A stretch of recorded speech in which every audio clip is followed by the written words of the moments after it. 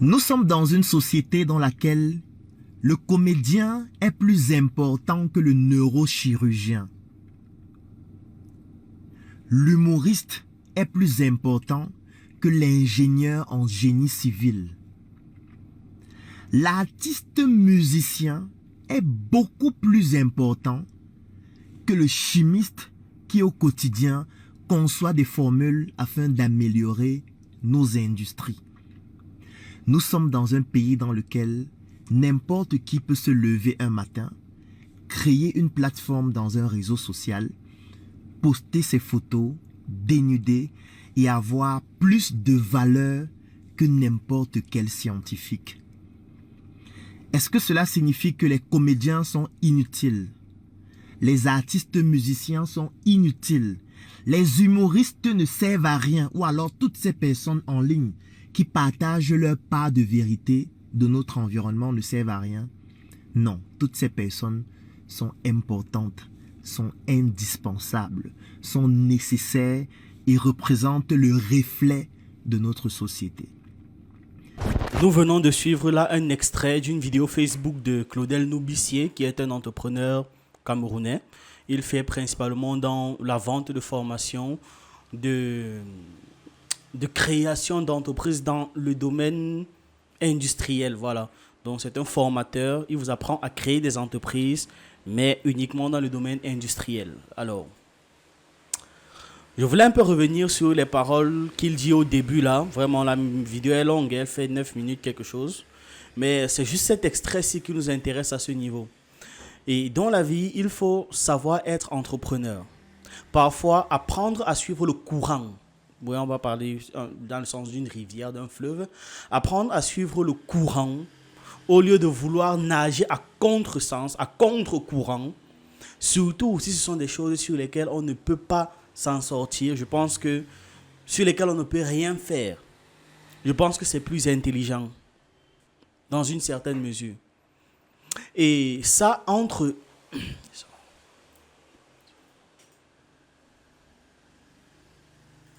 Et et ce que je dis ici entre aussi en compte quand les choses ne vont pas bien ou quand les choses ne vont pas exactement comme on voudrait que ce soit. Vous voyez? Aimer ce que l'on fait profondément rend plus compétitif dans l'économie de la connaissance. Dans cette vidéo, on va un peu parler d'économie de la connaissance, de cette histoire-là, de pourquoi est-ce que les humoristes ont l'air beaucoup plus intéressants dans notre société. Les femmes qui se dénudent ont autant de succès. On va un peu essayer de comprendre ça. Pourquoi est-ce que je vous dis ça? Pourquoi? Parce que le rapport entre ça et ce que dit cet entrepreneur, c'est-à-dire en quoi aimer ce que l'on fait nous rend plus performants. Sur cette chaîne au quotidien, on fait en sorte de transférer de la connaissance. On fait du transfert de connaissances au quotidien. Nous, on vous donne de la connaissance. Et à votre avis, qu'est-ce que vous nous donnez en retour? Allez-y, essayez de deviner. Si vous avez la réponse, bravo. En retour de la connaissance que l'on vous donne, vous nous remettez votre attention et votre temps. Certains sur Internet vous donnent de la distraction. Et en échange, vous leur donnez la même chose, votre attention et votre temps. D'autres encore vous donnent la possibilité de voir leur corps sexy. Et ces personnes reçoivent de l'attention et du temps venant de vous. L'attention et le temps sont les deux ressources, je vais formuler ça comme ça, les plus fondamentales de l'existence humaine. Et ça existe bien avant les réseaux sociaux. L'attention est très importante parce que ça définit si vous êtes même en vie ou pas. Si vous passez par exemple 20 ans dans le coma, tout le monde s'accorde avec moi que vous avez perdu 20 ans de votre vie. Pourtant, vous n'étiez pas mort. On est d'accord que 20 ans dans le coma, c'est 20 ans de perdu. C'est en fait ça l'attention. L'attention, c'est extrêmement important. Et dans le coma, notre attention est égale à 0. L'attention se paye. L'attention vaut de l'argent. Et ça vaut même d'ailleurs beaucoup d'argent. Actuellement, les gens qui captent le plus l'attention, les gens qui vendent de l'attention aujourd'hui, sont les gens extrêmement riches. Facebook, Mark Zuckerberg, YouTube, Google, TikTok, ainsi de suite. Les leaders de l'attention sont des gens extrêmement riches. Facebook vaut 5 fois Total, l'entreprise Total qui vend le pétrole là en bourse. Parce que l'attention des gens vaut 5 fois le prix du pétrole. Donc, le pétrole est moins important. Le pétrole qui a causé toutes les guerres qu'on connaît aujourd'hui là est moins important que l'attention des gens. Beaucoup de gens sont morts pour le pétrole. Beaucoup de pays ont été détruits pour le pétrole. Mais malgré tout, on vous fait comprendre que ça vaut moins que l'attention des gens. Quand vous vendez un baril d'attention, vous avez effectivement plus d'argent. Vous êtes beaucoup plus riche que si vous vendez un baril de pétrole, tout simplement. Et les Américains ont une expression pour pouvoir bien exprimer cette idée. Ils ne vont pas, par exemple, dire « donne-moi ton attention ». Ils diront « pay me attention », c'est-à-dire littéralement « paye mon attention ». Ce n'est pas « donnez-moi votre attention » ou « un instant s'il vous plaît », non. « Pay me attention ». L'attention se paye. Et le temps, c'est la ressource la plus précieuse de l'existence. Il n'y a aucun doute ici non plus, il me semble. Personne ici n'aime se dire « j'ai perdu mon temps ». On est au moins tous d'accord là-dessus. La seule chose que l'on sait, nous tous, unanimement, qu'on ne peut réellement pas rembourser et qu'on ne peut réellement pas retrouver, c'est notre temps. Les gens qu'on accuse parfois à tort là et qui font 20 ans de prison et puis on les fait sortir en demandant pardon que la justice avait mal fait son travail, patati patata, et puis on leur verse des dédommagements, on sait tous très bien que ça ne change absolument rien parce que même inconsciemment, on sait qu'il a perdu quelque chose qui n'a pas de prix, le temps, quelque chose qu'on ne peut pas rembourser, quelque chose qu'on ne peut pas lui redonner. On a donc nos deux éléments, l'attention d'un côté et le temps de l'autre. Et bon, je ne vais pas dire d'un côté de l'autre, l'attention et le temps qui marchent ensemble. Sachez qu'il est impossible de télécharger donc de la connaissance dans votre esprit. Sachez qu'il est impossible d'apprendre de nouvelles choses si vous ne payez pas de l'attention et du temps. Vous ne pouvez pas avoir un savoir dans votre cerveau sans avoir payé l'attention et le temps en même temps. C'est impossible. Ces deux choses sont sine qua non à l'acquisition de connaissances dans votre tête. La connaissance puisée, la connaissance acquise, téléchargée, le flux de connaissances est directement proportionnel au produit de l'attention et du temps. La quantité de connaissances que vous allez retenir de nos vidéos que l'on publie, de la quantité de connaissances que vous allez retenir, de l'ensemble de la connaissance que l'on partage, n'est proportionnelle qu'à l'attention et au temps que vous avez payé. Tout simplement. Maintenant, évidemment, il y a des détails qui s'ajoutent, par exemple, l'expérience vous permet d'apprendre encore plus vite, vous voyez, ça permet de mieux apprendre. Si vous savez déjà conduire une voiture, ce sera plus facile pour vous d'apprendre à conduire un camion, par exemple, que celui qui ne sait pas conduire du tout. Si vous êtes déjà familier avec l'histoire, la culture et la spiritualité africaine, ce sera beaucoup plus facile pour vous d'apprendre encore plus ou encore mieux en suivant nos vidéos, d'apprendre avec ce que l'on fait que quelqu'un qui n'est pas du tout familier avec ce contenu. Vous voyez? Et ainsi de suite, ainsi de suite. C'est comme ça en fait que ça marche. Mais on ne va pas prendre ça en compte pour ce que je vais expliquer. Ça demanderait déjà que j'entre un peu trop dans les détails et c'est vraiment pas nécessaire. Là par exemple, vous êtes en train de m'écouter. Disons que vous m'accordez 20 minutes de votre temps, mais que pendant ces 20 minutes, vous êtes en train de faire autre chose. Voilà, donc vous avez lancé la vidéo, vous déposez le téléphone sur la paillasse à la cuisine et vous êtes en train de faire autre chose, vous cuisinez, vous découpez des patates, je ne sais pas trop quoi. Il n'y aura pas beaucoup de connaissances que vous aurez reçues. Pareil, disons que vous me donnez tout votre temps, toute votre attention pendant 3 minutes, alors que la vidéo ne fait pas 3 minutes mais 20 minutes, on ne va pas s'en sortir non plus, vous voyez. Donc, vous devez donner à la fois votre temps et votre attention. Vraiment, prenez le temps de comprendre l'explication pour que je puisse bien conclure la vidéo. À l'école, la seule chose qu'on pouvait contrôler, c'était notre temps. Par exemple, on faisait 6 heures d'anglais par semaine, mais on n'a pas fini l'école en sachant parler anglais. Et ce, simplement parce que 6 heures de notre temps, ce n'est pas 6 heures d'attention. Si l'école était compétitive pour nous, si l'école était compétitive pour avoir notre attention, ça se saurait. On aurait d'ailleurs même aimé partir à l'école. Or, ce n'est pas le cas. On n'apprécie pas du tout aller à l'école. C'est la preuve qu'elle a échoué à ce niveau-là. Mais à une époque, l'école était compétitive pour notre attention parce qu'elle permettait de capter l'attention vu que les enfants n'avaient rien d'autre à faire.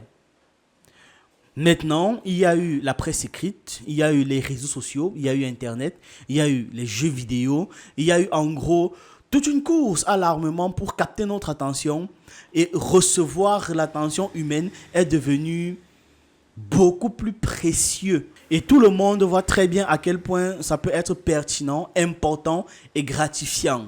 Bon, je ne vais pas utiliser le terme gratifiant ici dans le sens du plaisir, mais gratifiant dans le sens de rentabilité. C'est très lucratif, c'est très gratifiant d'avoir l'attention des gens.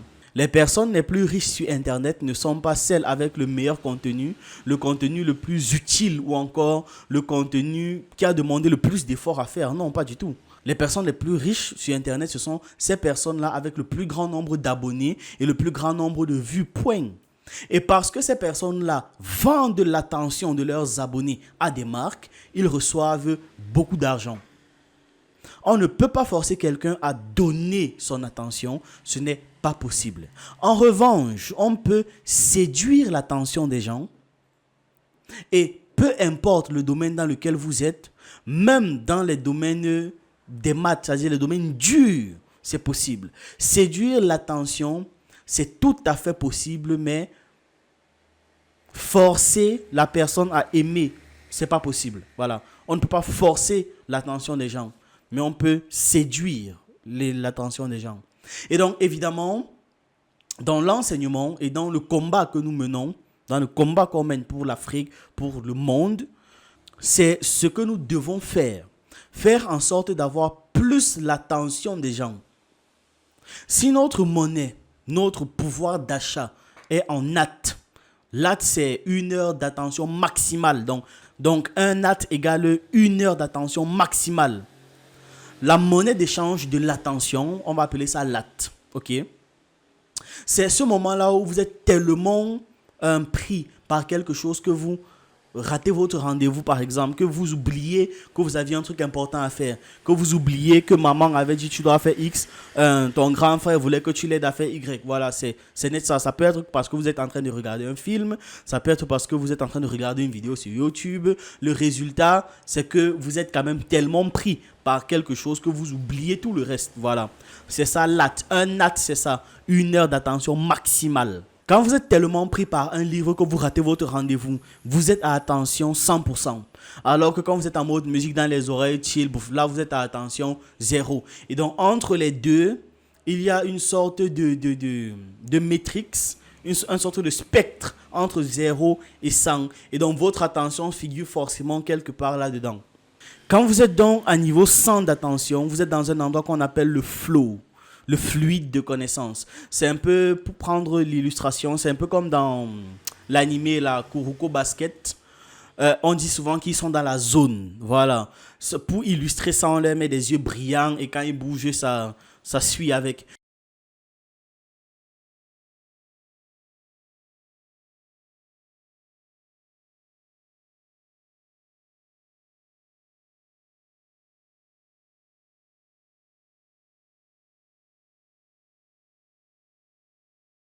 Donc, ils sont dans la zone, ils sont à attention, à concentration maximale. Ok? Donc, quand vous êtes à attention 100%, vous êtes dans un endroit appelé le flow, le fluide de connaissance. La connaissance à haut débit. Eh bien, si votre pouvoir d'achat est donc l'attention, les nous là, on n'est pas né avec 10 000 $, mais on est né avec de l'attention. Et avec cette attention, on peut faire des choses, on peut acheter des choses. Dans l'économie de la connaissance, tout le monde est né avec de l'attention, à minima. Vous voyez? Et on vous a dit c'est déjà le bien le plus précieux. Avec de l'attention et du temps dans l'économie de la connaissance, dans l'économie du savoir, tout le monde a le pouvoir d'achat à la naissance. Maintenant, disons que certes, parce qu'on doit aussi comprendre, faire intervenir ce point, on peut avoir la possibilité d'acheter du savoir avec de l'argent, mais ne pas avoir les magasins où il y a ce savoir-là, vous voyez. Donc, il n'y a pas les magasins où le savoir il est disponible. Tout comme on peut avoir 1 million d'euros en banque, mais si toutes les boutiques sont fermées, vos 1 million sont là, vous êtes toujours riche, mais vous ne pouvez rien acheter avec. Voilà. Nous, en Afrique, on n'a pas les mêmes opportunités et on n'a pas les mêmes chemins pour accéder au savoir. Même si la pénétration, même si le fait que les smartphones commencent à être très populaires en Afrique, ça donne un peu plus d'opportunités de dépenser son attention dans des choses constructives, c'est quand même largement insuffisant par rapport au reste du monde. Je vous ai déjà par exemple expliqué à plusieurs reprises sur cette chaîne à quel point au Cameroun la connexion internet coûtait cher. Ça coûte vraiment très cher. Et c'est lent. Donc en plus du fait que ce soit cher, c'est lent. Donc même quand on veut avec nos smartphones avoir accès à la connaissance, c'est tellement coûteux. Donc beaucoup préfèrent se distraire parce que en soi, déjà c'est beaucoup plus facile. Et en plus du fait que ce soit beaucoup plus facile, c'est plaisant, voilà. Donc si on suit cette logique, vraiment, on part du principe qu'un chômeur a beaucoup plus de pouvoir d'achat qu'un salarié, parce que le chômeur a plus d'attention disponible que le salarié. Sauf si, évidemment, le salarié confond sa comptabilité personnelle et sa comptabilité d'entreprise en attention. N'oubliez pas que là, on est en train de parler d'attention. Qu'est-ce que ça veut dire confondre sa comptabilité personnelle et sa comptabilité d'entreprise? Ça veut dire que l'employé, le salarié, sur son lieu de travail, apprend quelque chose qu'il aurait voulu apprendre durant son temps libre. Et ça, c'est extrêmement productif de le faire. Donc, je vous conseille de le faire. Comment s'appelle le fait de donner toute son attention et tout son temps à une personne? Comment est-ce que ça s'appelle? On appelle ce phénomène l'amour. Quand on aime quelqu'un, il est extrêmement facile de mobiliser de l'attention sur cette personne. Sachez donc que c'est exactement la même chose pour une discipline. Et ça signifie que l'économie de la connaissance maximise littéralement le pouvoir d'achat des amoureux. Vous voyez? Donc plus vous aimez quelque chose, plus vous êtes capable d'absorber la connaissance de cette chose-là. Si vous voulez apprendre quelque chose bien et efficacement, offrez-vous le luxe d'essayer d'aimer ça. Vraiment. C'est exactement encore la même chose si vous voulez faire en sorte que qu'une personne apprenne quelque chose. Si vous voulez qu'une personne apprenne quelque chose, donnez-vous le luxe de lui faire aimer cette chose. Luxe parce que... Pourquoi est-ce que j'utilise le terme luxe? Parce que vous avez l'impression que ça vous fait perdre du temps. Mais si vous avez le luxe de trouver le temps d'aimer et de faire aimer ça à quelqu'un d'autre, ça vaut largement la peine parce qu'au moins là, vous allez apprendre beaucoup plus vite et beaucoup plus longtemps. L'économie de la connaissance maximise le pouvoir d'achat des amoureux, ça on l'a déjà dit. Et là, on voit comment aimer son métier ou faire en sorte que d'autres personnes aiment votre métier peut faire en sorte de vous rendre plus compétitif. Quelle est la différence entre une corvée et une passion? Une passion, c'est quelque chose qui a une barrière d'entrée très faible, mais une barrière de sortie très forte. Par exemple, vous finissez du travail, vous êtes en fin de journée, vous êtes fatigué, vous rentrez à la maison et vous savez que vous avez un truc à faire. Regardez les vidéos de Pensée Kamit par exemple. Là, vous allez arriver sur votre ordinateur, vous allez lancer une de nos vidéos et vous allez la regarder. Et quand votre téléphone va sonner, vous n'allez pas décrocher votre téléphone parce que vous êtes en train de regarder notre vidéo. Vous voyez, c'est la même chose parfois avec un jeu vidéo. Des gens peuvent rentrer du boulot. Quand c'est une passion, quand leur passion c'est de jouer aux jeux vidéo, ils vont directement se mettre sur leur jeu vidéo et ça ne va pas représenter un travail pour eux. Et quand on voudra leur faire sortir de leur jeu vidéo, quand on voudra vous faire sortir de nos vidéos, vous allez dire non et vous allez rester dedans. Vous allez continuer d'apprendre quelque chose ou continuer de vous distraire. Alors que la corvée, comme je dis, c'est l'exact opposé. Déjà, vous n'avez pas envie de le faire. Vous ne voulez même pas y penser. Quand vous y pensez, ça vous fait même mal au corps, tellement ça vous agace. Et puis, vous allez vous asseoir devant ce que vous êtes censé faire. Disons que c'était toujours jouer aux jeux vidéo. Et on va dire, ok les gars, dès qu'on rentre, on joue, vous êtes avec des amis, tu ne veux pas le faire. Et dès que ton téléphone va sonner, parce que là-bas, tu vois comment le fait de ne pas vouloir le faire rend la barrière d'entrée très élevée. Et dès que votre téléphone va sonner ou dès qu'on va vous appeler, vous allez une fois vous lever partir. Donc, la barrière de sortie est très faible. Voilà donc la différence entre une passion et une corvée. Et là, on voit tout de suite en quoi la passion est beaucoup plus productive que la corvée, on est d'accord. Imaginez que votre passion, ce soit la physique quantique ou votre passion, ce soit l'histoire de l'Afrique. Vous pouvez être extrêmement productif dans ça. Donc, utilisez votre cœur pour faire entrer la connaissance dans votre tête. Utilisez le fait d'aimer, d'être amoureux. Utilisez ça, le fait d'aimer ça, pour faire entrer la connaissance dans votre esprit. Et donc, ce que nous devons faire, au lieu d'essayer de faire en sorte que ce soit l'initiative des gens, parce que les gens sont tellement lobotomisés aujourd'hui, c'est de faire en sorte que les gens portent cet amour pour votre domaine, pour les autres domaines, dans leur cœur. C'est ce que vous devez faire en sorte de créer. C'est à nous de les amener à aimer ce que nous faisons. Non, mais on reproche à la jeunesse d'accorder plus d'importance aux humoristes qu'aux médecins. Même pas à la jeunesse, aux gens en règle générale. Est-ce qu'un médecin a déjà essayé de faire en sorte que les gens aiment son métier? Et c'est pareil partout. On va parler de l'Afrique. On aura un langage lourd, on aura un langage soutenu, on aura un langage initiatique. Et on va se demander pourquoi est-ce que les gens n'écoutent pas plus ce que l'on dit. Les gens, ils aiment trop la distraction de toute façon. Et on va commencer à enchaîner les reproches. Il faut faire en sorte que les gens aiment ce que vous faites. On ne demande pas aux gens de se transformer en humoristes. On demande de trouver le moyen d'avoir l'attention des gens. Et d'ailleurs, c'est ce que nous, dans notre approche, essayons de faire au quotidien. On essaie de faire en sorte d'avoir votre attention pour faire passer notre message, il me semble. Je ne pense pas qu'on soit déjà arrivé ici, dire des trucs et ne jamais expliquer et s'attendre à ce que vous compreniez tout et être tellement soutenu que la barrière à l'entrée soit tellement forte. Non, il ne me semble pas. D'ailleurs, je trouve même que notre barrière à l'entrée est un peu trop forte. Il faut qu'on baisse encore ça.